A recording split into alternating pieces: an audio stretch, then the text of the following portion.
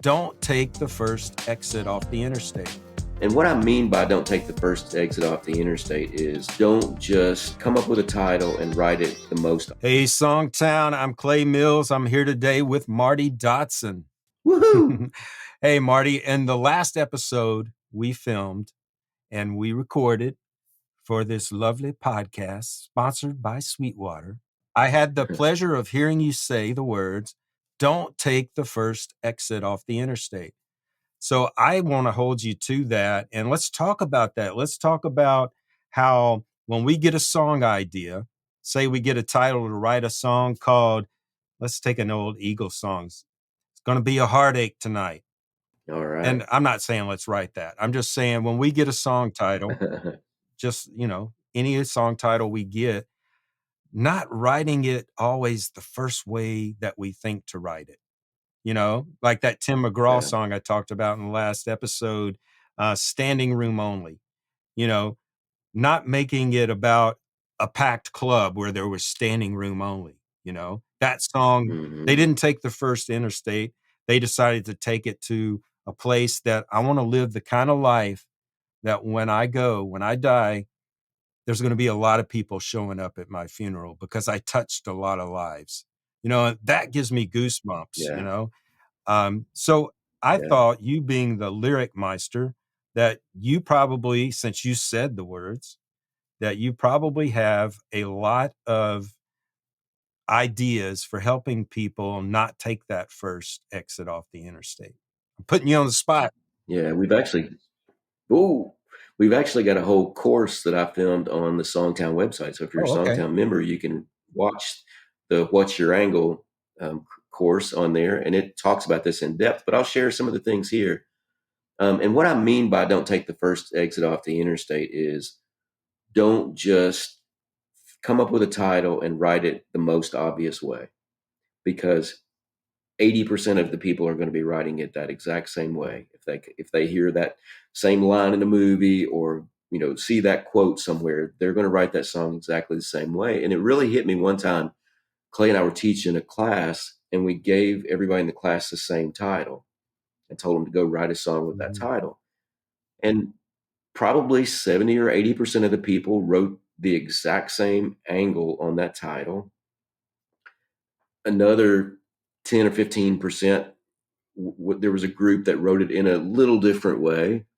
And then there was just a few people that wrote it in ways where Clay and I were going, wow, I never thought of that. That's really cool. They used the title in a way that was really interesting and really different and really unique. So that's what I'm talking about when I say don't take the first exit off the interstate. You're going to run into a dead end right there where thousands of songwriters are writing that title the same way. So if you go on down the interstate, and I'm going to teach you some ways to do that, you can find often more interesting ways to use your title. And I like to think about it as challenging my title. So I want to take my title and I want to twist it around, look at it from every different angle, shine a light on it in different ways, and see what I can come up with. And every now and then I think, no, the original way I thought maybe is the best, but I'm better off for having explored all these things. And the place that I start typically is I ask myself, when would you say this in real life? So I'm asking myself, when might you say it's going to be a heartache tonight? Well, you might say that if you think your girlfriend's coming over and it didn't sound good. Yeah. She sounded like something was wrong, you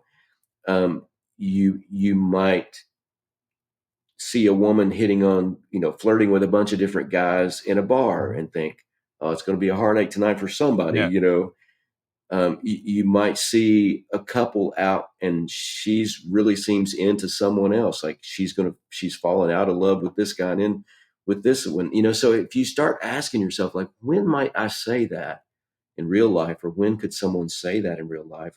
You can often come up with really interesting angles on it. And the second question I ask is, what real life emotions are behind this title or could be behind this title? So behind that title, there could be humor. He could be kind of tongue in cheek saying it's going to be a heartache tonight. There could be he could be talking about himself. There could be sadness and loss, fear. There's all kinds of different emotions depending on the angle that you take. So I'm trying to explore every different emotion that I could tie to that title in real life. One thing that I see a lot when I mentor is people get stuck on one emotion. So they hear this title and they go, okay, this has to be about loneliness. And they don't explore anything else. Right. So they just go in for the loneliness. And even when I challenge them on, okay, how could you use that differently? Every single way they're using it is loneliness. And so I'll say, well, what about this emotion? What if you wrote that title with this emotion? And they go, oh, okay, that opens up a whole different door, you know? So when would I say it in real life? What are all the different emotions I can think of tied to those things?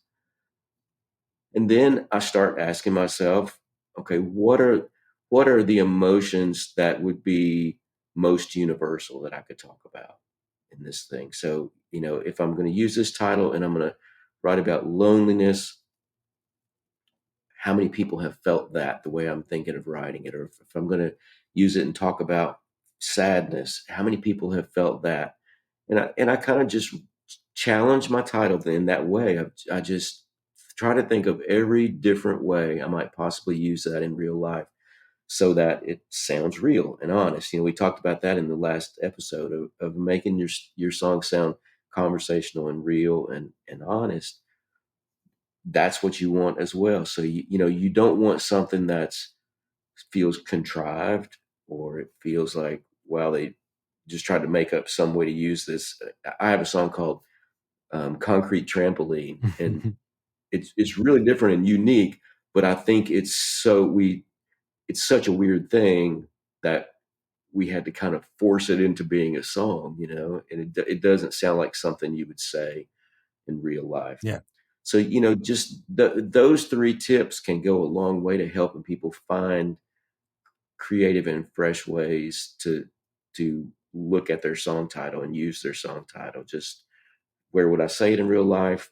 What are the different emotions that are tied to it? And which would be the most universal ways to write it? And, if you're just writing the song for yourself, you might not have to worry about the universal appeal, but most people are either going to play their songs for people or they're going to try to pitch their songs for other people to record. So in those scenarios, you need to think about what's going to have universal appeal. What are the most people going to connect with? Because artists are looking at those things when they choose songs. Yeah, Marty, we had a person that came to Club Songtown. That's a YouTube show I do once a month. And I bring in songwriters like you and other hit songwriters to give feedback on songs that are submitted to us. And one person played a song and they wrote in the comment box that they thought this song would be perfect for Lee Brice, who's a country artist. And then there was, about 10 other comments. Yeah, it sounds just like him, sounds just like him. Well, one of the guests on the show happened to be somebody who's had Lee Brice cuts. And he made this great point. He said, yeah, this sounds like a Lee Brice type song, but knowing Lee Brice, he would never cut this song because it took the first exit off the interstate. He didn't say those words, but what he said was the title was written in an obvious way. And if Lee Brice was going to cut a song, he wants to see a title, but then have it written in a way he never thought of before. That's what interests someone, that's what would pique his interest as an artist to cut that song. And so it's just crucial that you learn to be more interesting and less obvious. And I know a lot of people think when they hear the words, oh, you got to write universal, write for the masses. Yeah, universal does not mean generic. That's the No. distinction, making it universal, but interesting and different at the same time. That's what you're shooting for. Yeah, and I don't pull this off every day, but I love it when I find a title and I can find such a unique angle that I know people are going to hear it and go, wow, I didn't see that coming. Yeah, yeah. That's something I never would have thought of. Just like you and I like that in the class when we're teaching that, and somebody comes up with something we never even thought of. We were like, you get a gold star for that. That really took some work to get to that place. And I think probably what the pro writer you're talking about was meaning was, this kind of sounds like anybody could have written it. Yeah. It doesn't have enough creativity to stand out from all the other songs that these artists get to hear. And especially if we're pitching songs as an outside person that's not in the camp of that artist, we got to have songs that really stand out and are really unique. And like we talked about in last week's episode, that have emotion, that make people feel something or do something, or get on their feet, or they put their lighter in the air, those kind of things. Yeah. And that's going to happen if you have a unique angle on your title. Exactly. One of our writers at our publishing company, Vibe City, Kelly McKay, she's good at bringing in titles with title ideas that I've never thought of before. And that Hmm. will get her in rooms. If a pro writer hears a song of yours that has a killer title that's written in a fresh way that they never thought of before, there's a good chance they're going to get excited and want to write with you. But if you play an Yeah, idea that takes the first exit, there's not a chance in hell that writer's going to write with you. There's no reason. And yeah, it's because great writers get excited by great ideas. And yeah.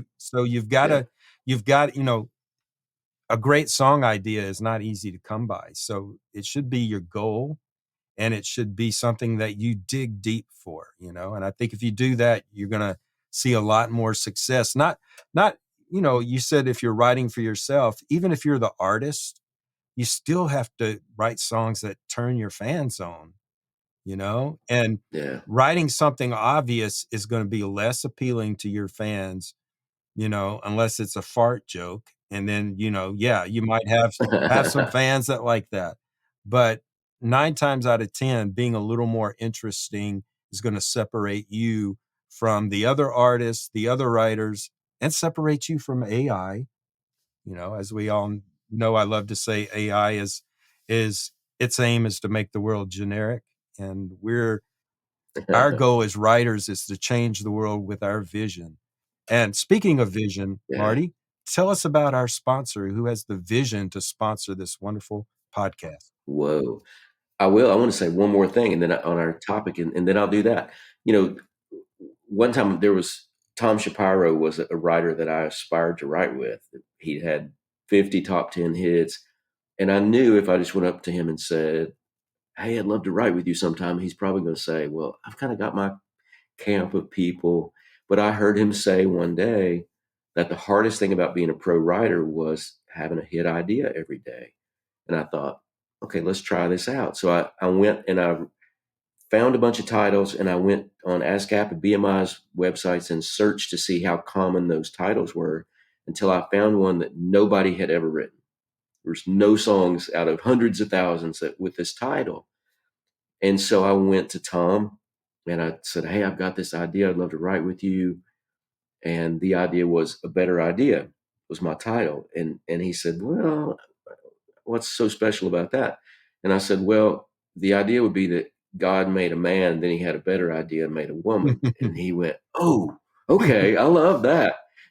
And because I had a unique angle on that title, he wrote with me, and that led to a Carrie Underwood cut. We got that song cut on a Diamond Rio album that you got us a gold record for with your hit Beautiful Mess. So it led to a really productive writing relationship because I had a unique angle on a title that was fresh and different. So don't ever underestimate the power of that, of really digging in on your titles, shining a light on them in a different way, and coming up with something unique. And now to our sponsor, Okay. Sweetwater. All my Sweetwater gear is over here out of sight. Clay, you can see Clay's right there. We love Sweetwater. The people there are amazing. The customer service is amazing. I've never seen a company with better customer service. We'll see you next time. Cheers.